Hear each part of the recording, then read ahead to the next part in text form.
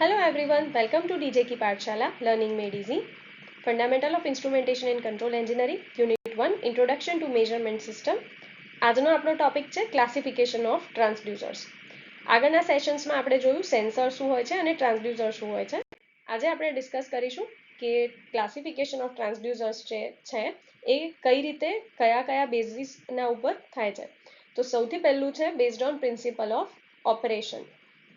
So based on principle of operation, transducer is classified as resistive transducer, capacitive transducer, and third one is inductive transducer.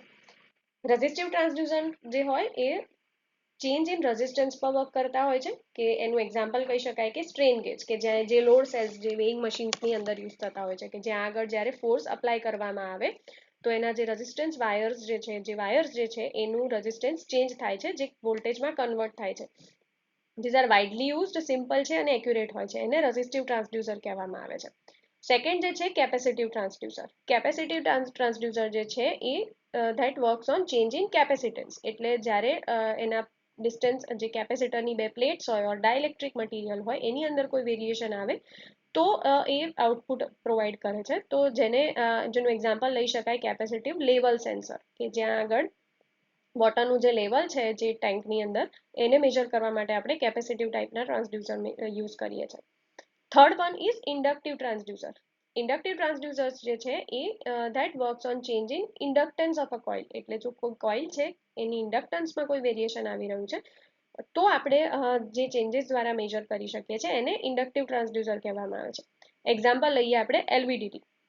LVDT જે છે એ શું use કરશે? Use to major displacement in automation and CNC machines, કે જેની અંદર inductance change થાય છે અને આપણને આઉટપુટ જે છે ડિસ્પ્લેસમેન્ટ ચેન્જીસના ટર્મ્સમાં મળે છે. Then we have piezoelectric transducer. Piezoelectric transducers જે હોય છે એ શું જનરેટ કરે છે? વોલ્ટેજ જનરેટ કરે છે when pressure or vibration is applied and vice versa. Piezoelectric accelerometer એનું એક્ઝામ્પલ છે કે જ્યાં આગળ વાઇબ્રેશન મોનિટરિંગ કરવું હોય, ટર્બાઇન્સ છે, મોટર્સ છે ઓર એની રોટેટિંગ મશીનરીઝ છે તો ત્યાં આગળ આપણે પીઝોઇલેક્ટ્રિક ટાઈપના ટ્રાન્સડ્યુસર્સને યુઝ કરીએ છીએ. સો another transducer which is classified under the based on principle of operation is optical transducer, જે ચેન્જ ઇન લાઇટ પર વર્ક કરે છે. ઓપ્ટિક્સનો મતલબ થાય છે લાઇટ. તો અહીંયા ઓપ્ટિકલ એન્કોડરની વાત કરી શકીએ આપણે એઝ એન એક્ઝામ્પલ, કે જે speed or rotation of motors છે એને મેજર કરવા માટે યુઝ થતા હોય છે. તો these are all basic transducers that are classified on the basis of principle of their operation.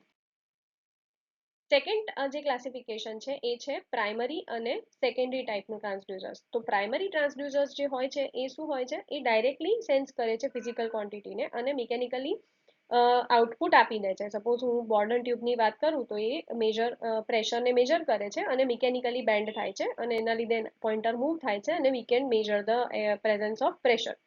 It is simply but not easy to connect with the electronics. એટલે electronics સાથે જો કનેક્ટ કરવું હોય તો it is difficult because the output જે છે એનું mechanical મુવમેન્ટમાં આવી રહ્યું છે.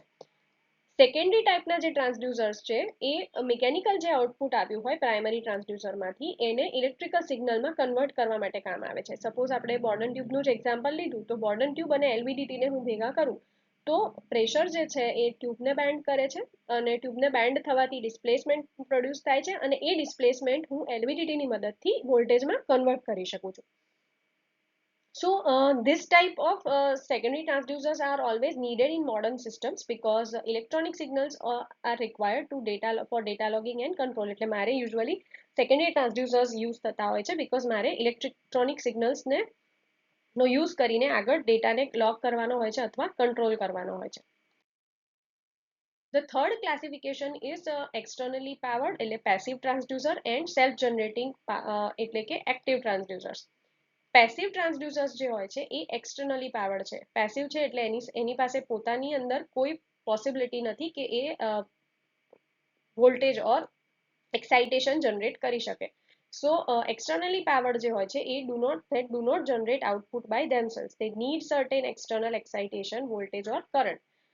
એના એક્ઝામ્પલ્સને લઈ શકાય strain gauge in Wheatstone bridge, જેની અંદર ડીસી એક્સાઇટેશન આપવું પડે છે to produce a measurable voltage.